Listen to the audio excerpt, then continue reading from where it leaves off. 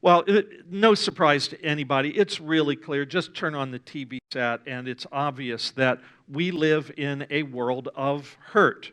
From the kid whose parents have just gotten divorced, to the student who's being bullied in middle school, to the friend you may know who's lost a loved one, to those families whose lives have been turned upside down by war or a natural disaster. The world is just full of hurting people. You don't have to go far to find them. We're here tonight. We're here tonight. The question is, how do we respond when we hear about a hurt? What's kind of our go-to position, and what should it be? Do we respond with pity? We feel sorry for them? With guilt because things are going well with us? With anger? Why isn't somebody doing something about this? Or why did they let themselves get into that position? Or do you feel powerless, overwhelmed? Is there a part of you that would just as soon not know that somebody's hurting? Now, this week we're continuing our series on learning how to think and learning how to live and actually learning how to become more like Jesus by turning our attention to the topic of compassion. What's interesting, the first 10 messages in this series cover 10 key beliefs. By the way, somebody asked me, why do we always have keys in the logo? Why the key? Because we're looking at key beliefs and key scriptures that help us to learn to live and think and be like Jesus. By the way, I love that key too. It's got a cross and a sign of the Trinity in it, so it's just awesome. But the first 10 messages in this series cover 10 key beliefs that help us to think more like Jesus. Starting in January, we're going to be looking at 10 key practices that help us to live more like Jesus. And then right after Easter, we'll be wrapping things up by exploring 10 key virtues that show that we're actually becoming like Jesus. But that raises a question. And maybe you haven't thought about this. Maybe I'm overthinking it myself. But why is compassion being covered as a belief? Think about that. Why is it being covered as a belief? Compassion sounds more like a feeling, doesn't it? Or an action or a practice or a virtue. Feels more like that than a belief. Well, the answer to that question is, if we could just think the thoughts of Jesus, if we could, as we're invited to by the Apostle Paul, if we could actually have the mind of Christ, if we thought Jesus' thoughts and had the mind of Christ, we couldn't help but become a more compassionate people. Our key belief this week is that we believe God calls all Christians to show compassion to those in need. And that is a core conviction. That is a core belief. And notice that it says we believe God calls all Christians. One of the things I've discovered, I've worked in the church for decades now. One of the things I've discovered is that compassion comes easy to some people. It's just their natural, it's the way they're wired. And they just have tender hearts and they're awesome. There are other people that don't have that. I have a really good buddy who is now a retired pastor, but he was telling me one time that he took one of these spiritual inventory tests. Maybe some of you have taken them, where you look at your spiritual gifts to see if you have the gift of teaching or the whatever. He said he scored at the bottom of the gift of mercy, which makes it really awkward if you're a pastor, right?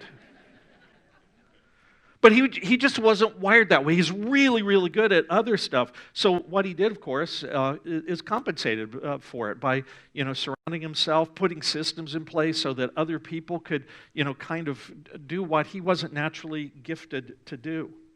Some people are naturally caring, compassionate. For others, compassion is really going to have to come in the form of obedience, which is to say, God commands us to be compassionate, whether it comes to us easily or it's more difficult. It's not natural. We are still called as Christians to be compassionate. Does that make sense? The Bible tells us over and over again, this is one of the reasons I believe that God commands us to be compassionate. The Bible tells us over and over and over again that God is compassionate. God is compassionate and gracious, slow to anger, and abounding in steadfast love. That verse happens to be Psalm 103, verse 8, but it's repeated in almost exactly the same phrasing a number of places in the Old Testament. The people of Israel are called to be a compassionate people.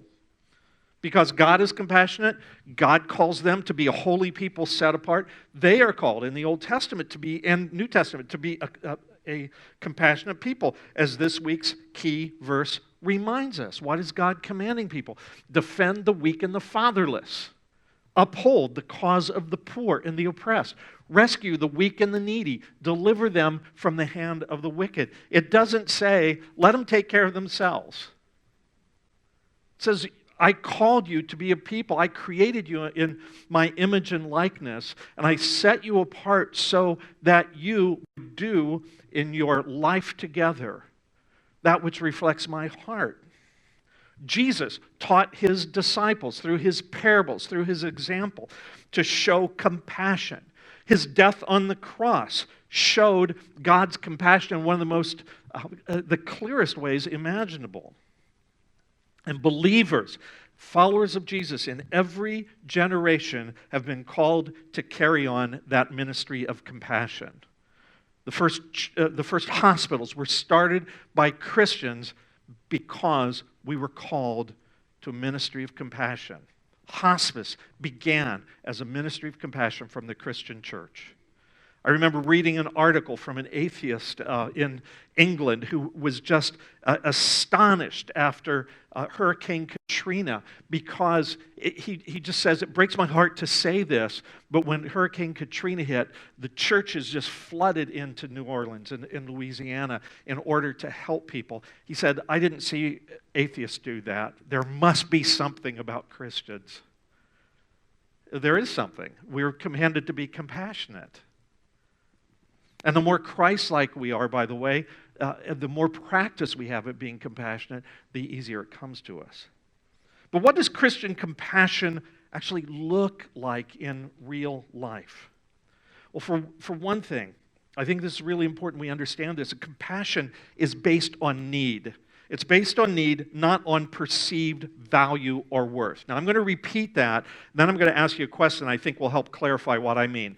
Compassion is based on need, not perceived value or worth. Question, you don't have to raise your hand. Have you ever passed by a person and chosen not to help them? You know, say it's somebody that was looking for financial help or whatever. Have you ever passed by a person and chosen not to help them because you made a quick judgment that they weren't worthy?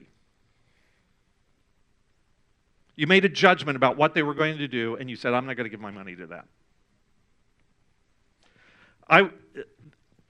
I have to say, there's part of this message that was so hard for me to write because I want to be a great Christian example to people, and what I am instead sometimes is not a very good example at all. So at least I'll model honesty for you, okay?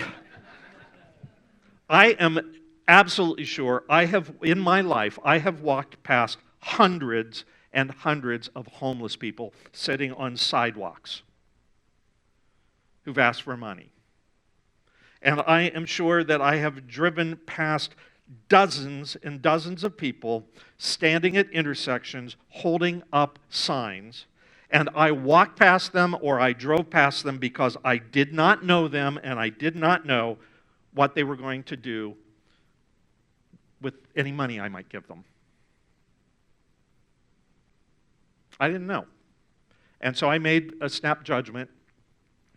It belongs in my pocket, not theirs. And pretty much every time that I have done this, I have felt a little bit guilty, and I have struggled with whether or not I had made the right choice. Every time I have chosen not to help someone, I have wondered if it hasn't made my heart a little harder. And that scares me because when you start making decisions that make your heart harder, it gets easier and easier to make those kind of decisions. It becomes a habit. And as I think about this, one of the things that occurs to me is this, that maybe it's not up to me to decide who to help. Maybe I am just called to show compassion, and what the other person chooses to do with the money is between them and God. But I will have been faithful. I will have been faithful. Whether they choose to do that is up to them and between them and God. This reminds me of a story some of you may recall it, a brief anecdote. C.S. Lewis was great buddies with J.R.R. Tolkien, and they had a group of guys who would get together and they would go to pubs and they would read their books while they were in the works. Lion, the Witch, and the Wardrobe was originally heard by this group called the Inklings at a pub called the Eagle and the Child in Oxford. The Lord of the Rings, The Hobbit, first read in a pub amongst these guys who were sitting around. And one of the things that I've been to Oxford many, many times, and one of the things that you do as you walk to the Eagle and the Child is you walk past all kinds of homeless people. And one of the things that C.S. Lewis would do was if he'd see somebody that was asking for money, he would take out some money and give it to him. And his friends criticized him for this. They'd say, they're just going to take it and get something to drink.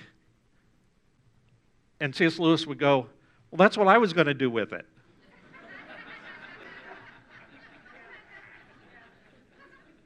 You see how moral superiority can just insinuate itself into the way we think about people. And it makes our hearts hard. One thing I know for sure is this, that I may not know, the story of a person I pass by on the street or drive past who's holding up one of those little cardboard signs at the intersection. One thing I know for sure is that I can give to our deacons here at Stonebridge Community Church. I can give to some of the agencies in our community that are represented by many of you who are here tonight that are already set up and are doing an amazing job, a great job helping people in need. And while that maybe isn't a direct gift, say, to a homeless person or to a single mom, I know that people can go to PADS and the Samaritan Center and Sarah's House or whatever it is and not just get a handout, but they can also find hope and get help. So if we have any reservations about, well, I'm not sure where my money is going to go, let's just set aside a little bit of money and let's give it to our deacons so that they can give it to people. They exercise great discernment and great judgment. Let's support Sarah's House and the Samaritan Center and Action and Christmas Shop. By the way, pick up boxes for the Christmas Shop before you leave today. And just set them up in your place of business. The point is, Christian compassion is based on need. It is not based on whether or not we deem another person worthy or unworthy of our time or our help or our financial resources. It's based on need, not on perceived value or worth. And we really need to get this as Christians because, as a matter of fact, thanks be to God, our salvation was not based on whether God deemed us worthy. In Romans 5:8, the Apostle Paul says that none of us has earned or deserved or was worthy of Jesus dying on the cross for us. Listen to this. This is amazing. God demonstrates His love for us in this. He writes, while we were still sinners, Christ died for us. Jesus helped us while we were still sinners. If anybody had a right to make a value judgment and deem somebody worthy or not, it was Jesus. And He just said, I don't care. I love you so much. I've been sent on a mission by God. The way to change people's lives is to help them where they are. And that's what Jesus did for each one of us. God sets the pattern by extending compassion to people who, like me and like you, God sets the pattern by extending compassion to people who are both needy and unworthy. And that's all of us. And Christian compassion is based on that. Need, not perceived worth or value.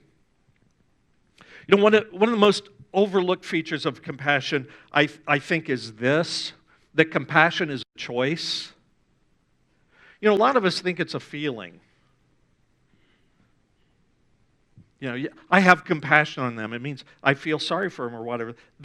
It is not a feeling. It is a decision. And that's important. And it's important for this reason, because there are going to be times in our life when there is somebody in front of us who is in need, and we will not feel like caring. We just won't feel like it.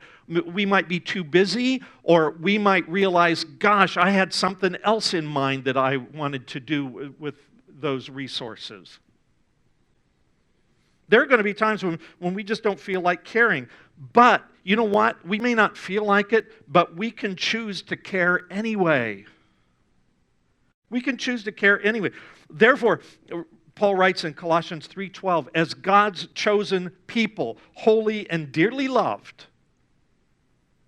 Holy means set apart, dearly loved by God. That's one of the things God wants us to know. I love you guys so much. And as people who are loved, and as people who are set apart, he says, clothe yourselves with compassion, kindness, humility, gentleness, and patience.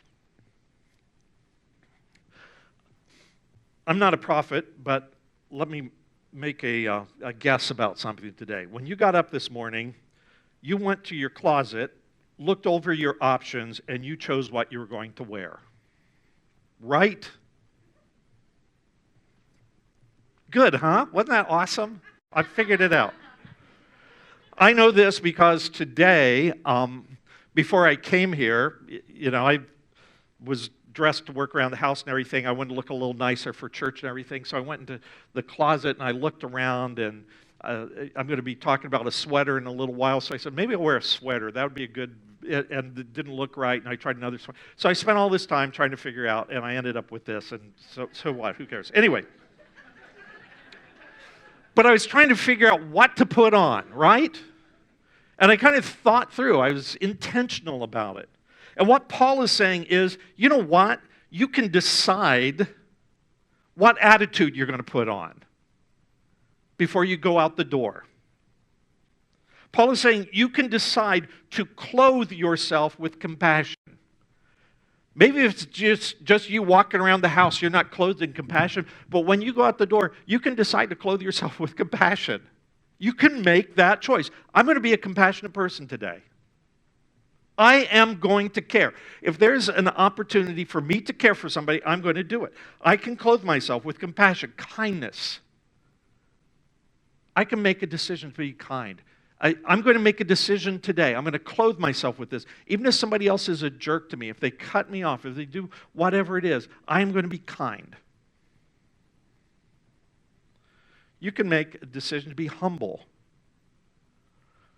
So that when you walk past somebody on State Street in Santa Barbara and they're asking for help, that even though you may be physically looking down on them because they're sitting, you're not doing that morally. I'm going to make a decision to be gentle, patient. I'm going to be that guy today. I'm going to be this kind of person. I'm going to be a Christ-like person today. I'm going to make choices that are consistent with that. It's not to earn, God's love or to earn my salvation, because you can't do that. That's just a free gift. It's unearned. It's undeserved. But that's how I'm going to say thanks to God today.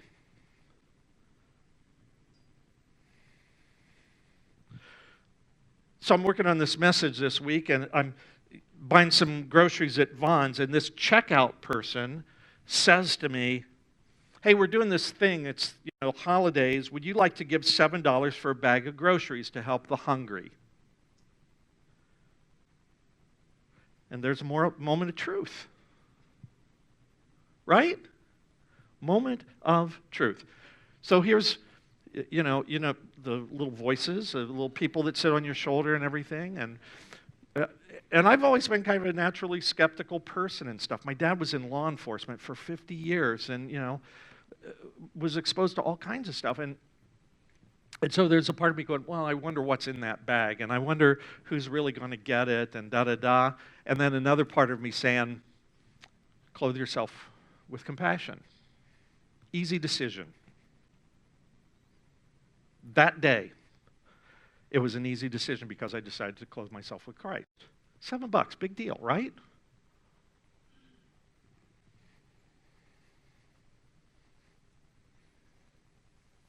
So compassion is based on another person's need, not their perceived value or worth.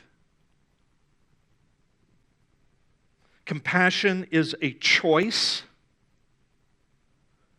not a feeling, because sometimes I'm not going to feel like being compassionate. I'm going to feel like, leave me alone. Be compassionate anyway. And third, compassion takes action. It takes action. One of Jesus' most memorable stories, a little short story that he told, those parables, is the one, the one about the Good Samaritan, right? Guy's attacked and he's beaten and he's robbed. He's stripped, so we don't know his nationality. He's unconscious, so he doesn't have an accent. He's just lying, left dead by the side of the road, and a Pharisee sees him and walks around him, and a little later on, a scribe sees him and he walks around him, and then the Samaritan comes along. The Jewish people hated the Samaritans, and the Samaritans hated the Jewish people. And Jesus chooses this guy to be the hero of the story. He sees the guy lying there. And the Bible says he went over to him and he soothed his wounds and he bandaged him up and he put him on his donkey and he took him to an inn and he cared for him at the inn. And then he paid the innkeeper and he promised to come back to cover any additional expenses the man might incur in his absence while he was recovering. You see how many action verbs are there? And this guy's just doing all of this stuff for this guy. And that's compassion. It's not walking by the road and saying, oh, I feel bad for him. Or, oh, I feel really bad for him.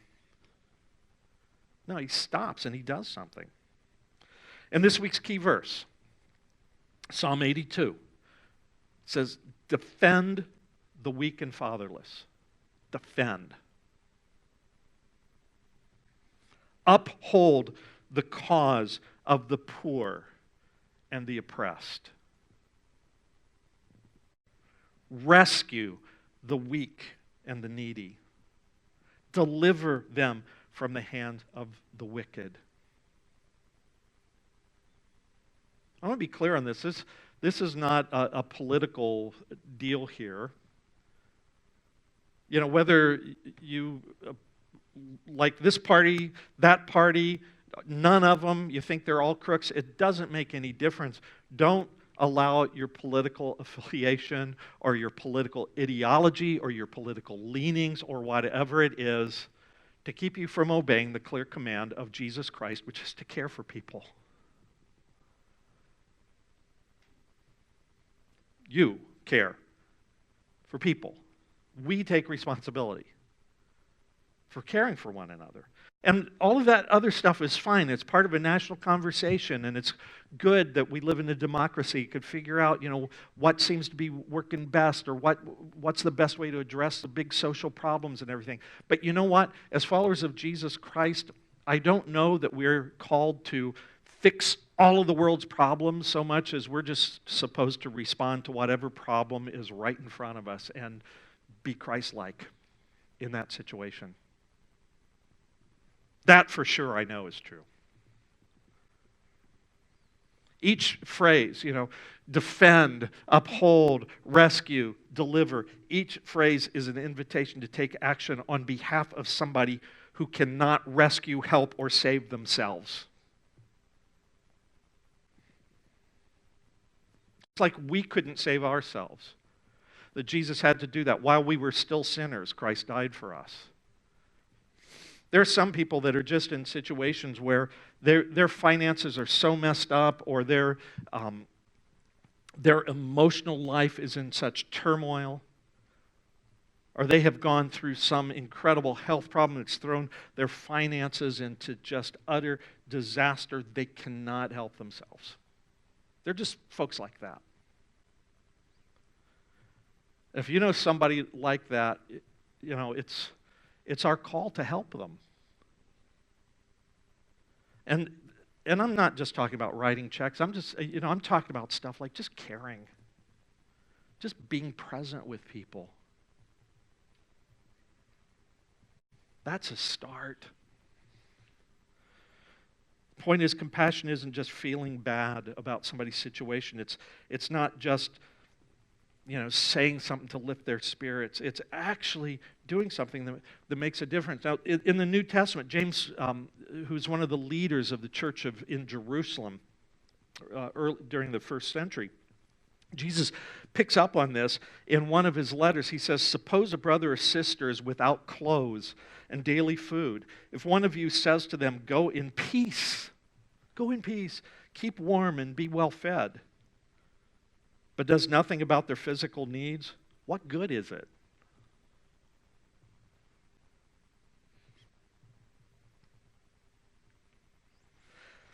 There's a big new movie coming out this weekend. Actually, a couple of them. James Bond, and what's the other one? Peanuts. 3D. This text from James reminds me of a Peanuts cartoon that I am sure was inspired by that passage. Snoopy looks kind of cold, doesn't he? I'll say he does. Maybe we'd better go over and comfort him. Be of good cheer, Snoopy. Yes, be of good cheer. Huh? That's what James is talking about. What good is it? Since we're on kid stuff, how many of you remember Mr. Rogers' Neighborhood? So this is where the sweater connection comes in, right? And I was actually thinking it would be really cool. I just didn't have time to pull it off. I was thinking maybe some nice Mr. Rogers music and come out, put on the sweater, put on some gym shoes, just be cool. Hi, neighbor. Anyway. Mr. Rogers' Neighborhood ran from 1969 to 2001. I don't know if it still is, but at one time it was the longest. I think Sesame Street is now, but Mr. Rogers' Neighborhood used to be the longest running program on not just public TV, but just about any TV. You may or may not know this, but Fred Rogers was an ordained Presbyterian pastor. Did you know that?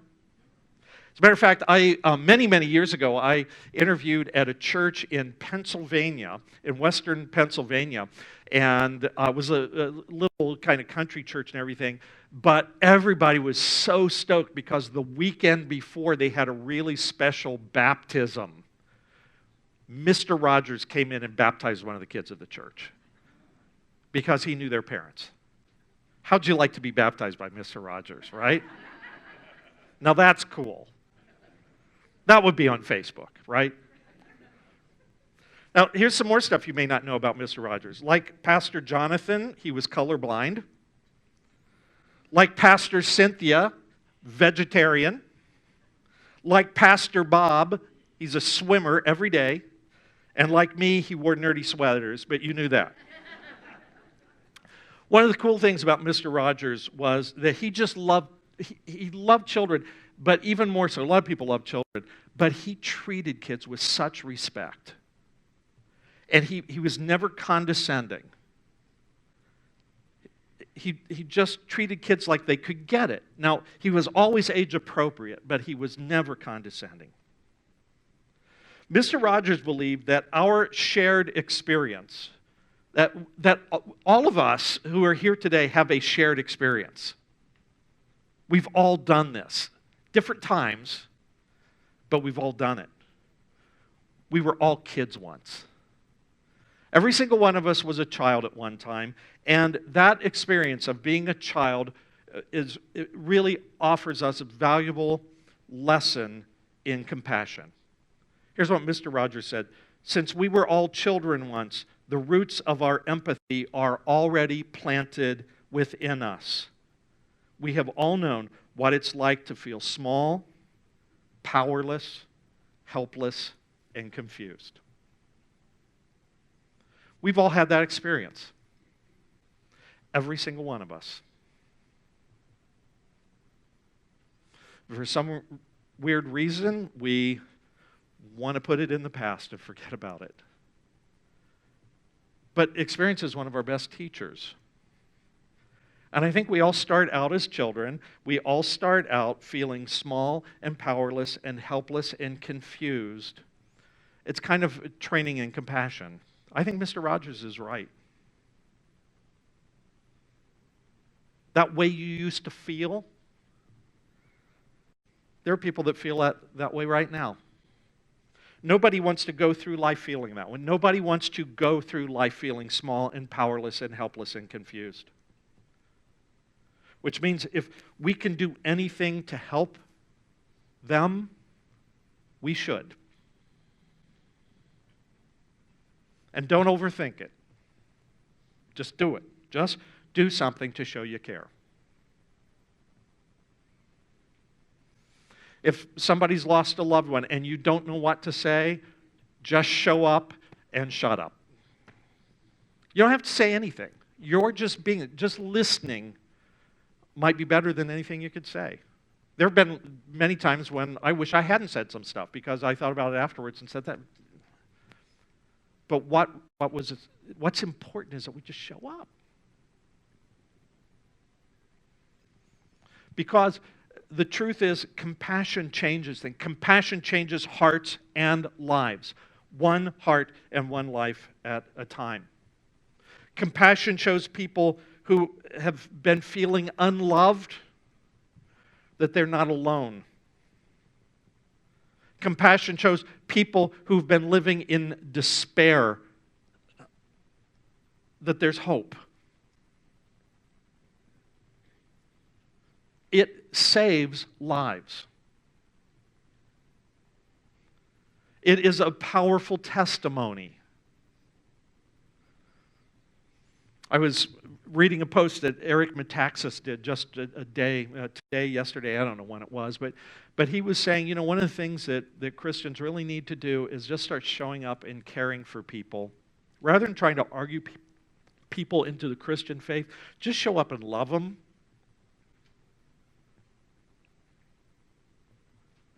And they'll want to know why.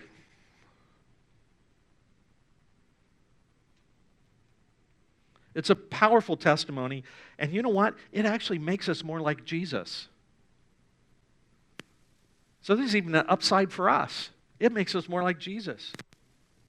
No matter who you are, no matter where you are. If you're a kid in middle school, stand up to a bully. You are showing compassion.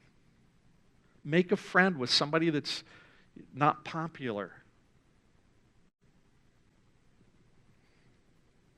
No matter who you are, no matter where you are, you can make a difference in somebody's life. It's pretty clear. It's pretty clear. We live in a world of hurt. There are a lot of hurting people out there. There are a lot of hurting people right here, which means that there are a lot of chances, a lot of opportunities for us to show compassion. No matter who you are, no matter where you go, you can make a difference in somebody's life just by showing that you care. Stonebridge Community Church, we believe God calls all Christians to show compassion to those in need. So, clothe yourselves with compassion. Spend at least as much time putting on the right attitude as you do picking out what you're going to wear for the day. And remember these words. Our call to defend the weak and the fatherless, to uphold the cause of the poor and the oppressed, to rescue the weak and the needy, to deliver them from the hand of the wicked.